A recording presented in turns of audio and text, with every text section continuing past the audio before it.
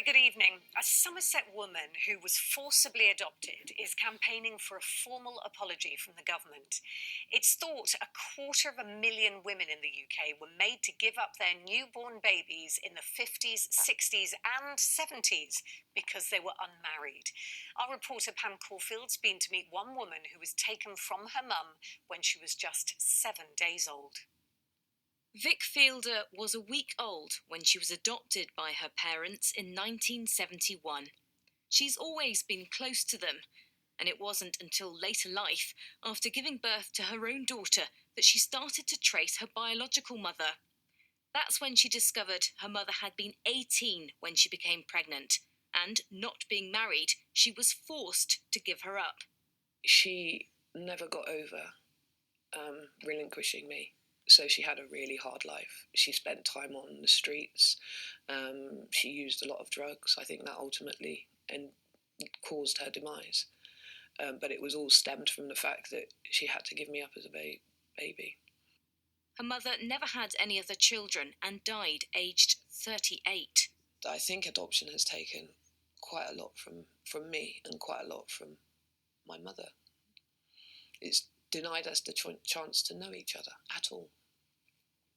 It's estimated 250,000 unmarried mothers were forced into giving up their babies in the 50s, 60s and 70s. A report by the Joint Committee on Human Rights said they were shamed and coerced into it and were owed an apology. In its response, the government hasn't formally apologised, but instead said sorry on behalf of society. I think what they did to not just my mother, to all of the mothers that is bordering on criminal. It's to take a person's child away just because you can, it feels like, and because they didn't have the support that they needed. The despair Vic felt stopped her looking for her birth father for another 15 years. By then, DNA testing made the process much easier. Her father passed away from illness before she got to meet him, but she did discover she had 3 half-siblings, including a sister in Bristol. We look alike.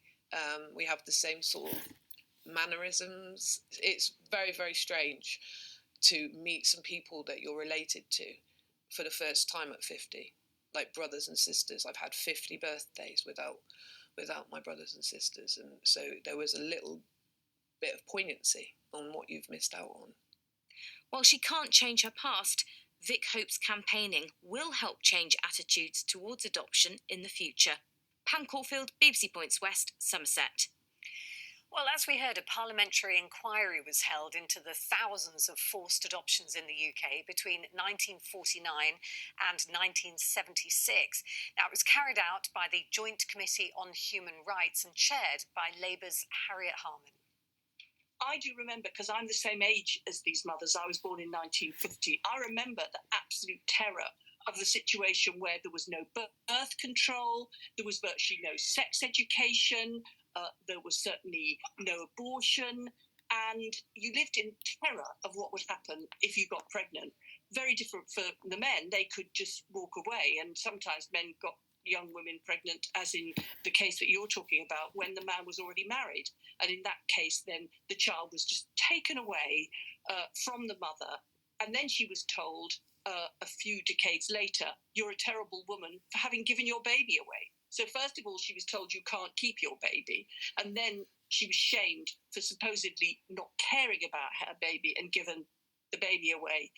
And for the adopted people, they were told all sorts of things which may or may not be true about their birth parents and the circumstances of their birth.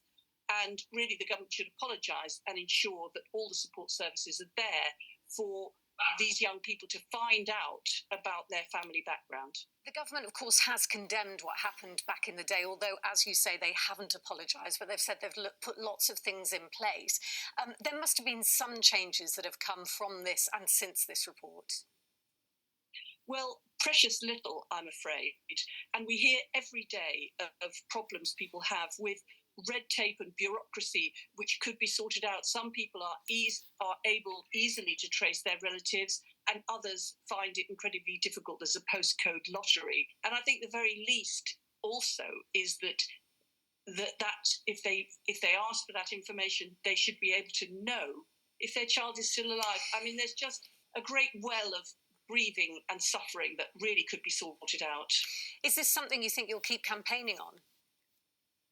Oh, absolutely, because it was all at a time when everything that women did was wrong and shameful, but the men were sort of able to walk away from it, and it was all swept under the carpet, and it was an era of shame and judgment, and it was just merciless. But there are women and alive today, and their children alive today, where we can't wave a magic wand and turn back time, but we can certainly recognise their suffering. We should do everything we can to help. Yeah, it is very eye-opening to see the effects that it can have. Well, thank you so much for taking the time to talk to us, Harriet Harman. Thank you, and I'm so glad you've taken this case up.